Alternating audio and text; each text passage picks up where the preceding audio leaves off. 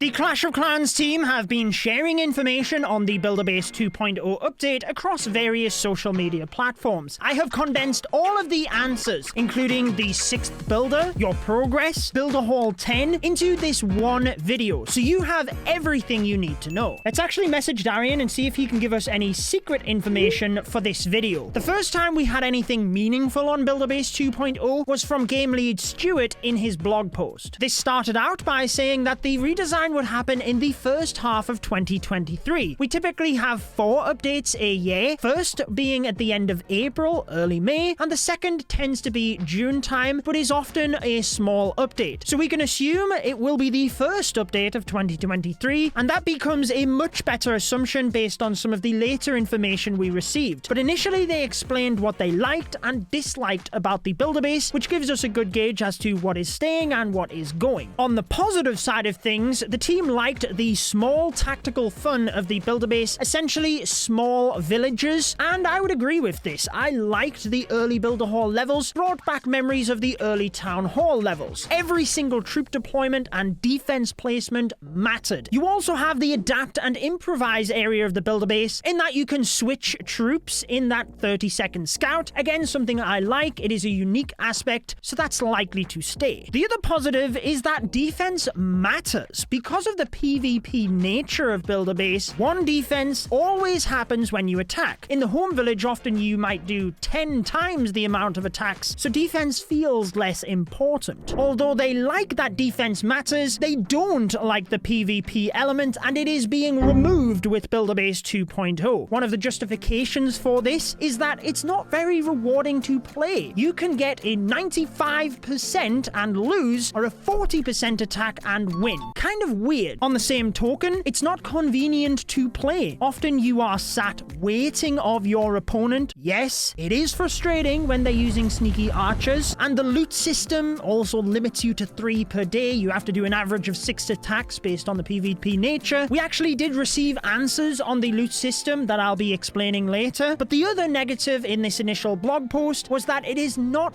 fun once you progress to the higher Builder Hall levels. There's a lot of defenses, and it results in spammy style attacks, not the focused tactical fun that they want to hone in on. There was a lot of unanswered questions here that were later clarified in a Reddit AMA and a podcast appearance by Darian, but going through this in chronological order, the next piece of information was another blog post by Stuart focusing on the new attacking within Builder Base. Thinking about that focused tactical fun, they want to have fewer, stronger troops and make them feel more heroic. In terms of fewer troops, it seemed like most of them would have just 1 troop per slot, but this isn't the case for all of them. So they said their favorite was actually 4 raged barbarians in one of those slots. In the current Builder Base, you get 5 times that amount, so it seems the barbarian would be 5 times the strength. Fewer, stronger troops, and this leads to less spammy attacks. But in making the troops more heroic as well, they shared prototype gameplay of special troop abilities. They are testing exactly how you would trigger these. The gameplay shows just pressing them like a hero ability. They're testing whether you press the troop itself. I quite like pressing it like a hero ability, actually. The team said the intention on giving you troop abilities would be so that you could intervene mid-attack, because you don't get many troops to put on the board as it is, and there's no spells in the Builder Base in order to change the outcome of an attack mid-battle. Now, I quite like this. Again, I think each village should have its own unique identity, and I quite like that there's no spells in the Builder Base, but the active trigger abilities would give it some uniqueness. Now, I will say, looking at the gameplay, I'm not sure how overwhelming it might be to have all of the abilities constantly reloading. Maybe each troop you could only use their ability once, and then the battle machine, the hero, was what had the recurring ability. I don't know. I haven't played it, but the abilities themselves are really interesting. So in the gameplay, we can see a cannon cart switching to a mortar, so you have more range. The bomber switching to bounce the cannonball, much like a bowler. I'd maybe like to see the Super P.E.K.K.A. have an ability similar to the Electro Titan with that pulsing damage. But back to the gameplay itself, they did explain that the artwork has not been changed. They essentially recycle artwork, just use what they currently have to test things out. And if it is fun and they're going to go down that route, then they will update the artwork. So just know this is prototype. This is not what it would look like when it is finished. But at the end of this blog post, Stuart said, perhaps later we can give you information on why we weren't testing versus a Builder Hall 9 base. Now later in the Reddit AMA, it was confirmed that Builder Base 2.0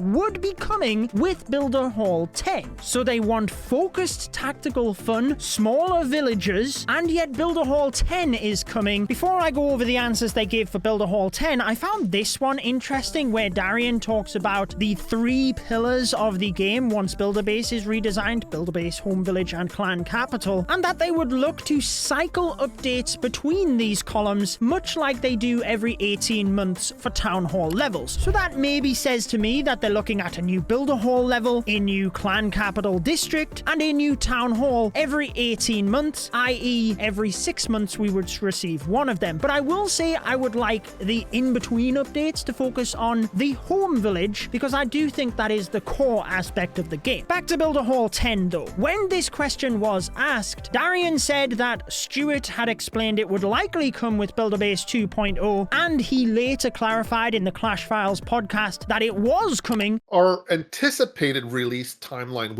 is within the first half of the year, and it will come with Builder Hall 10. But Stuart's answer gave us a little more information. So he said, it makes sense to give new stuff for all players to work towards. So essentially, if you are a maxed Builder Hall 9, it does make sense to release Builder Hall 10, because then those players have a reason to check out the redesign if they can upgrade their Builder Hall. They did say with one of their responses that this update was to fix the core experience of the Builder Base, and then they would look at bringing more social aspects to it and interlinking with other areas of the game. When we think about the core experience, obviously they've touched upon the attacking, focused tactical fun, but also the loot system. This is where they clarified this. So the 3 loot limit is being removed. It is not enjoyable, and it's not flexible for people either. It was later expanded that it would be more similar to the Home Village. Not similar, but more similar than it was, in that there would be freedom in how much you play and earn your loot. So whilst we don't have concrete answers on how we will earn the loot yet, it's good that they're scrapping that. And by the way, they did mention that sceneries is something they're looking to implement with Builder Base 2.0 as well. Thumbs up from me, because I really like the customization in Clash. The 6th builder. This is what most people were questioning. Do I still work towards the 6th builder now? Am I going to keep it? There would be a lot of unhappy Clashers if they removed it. No.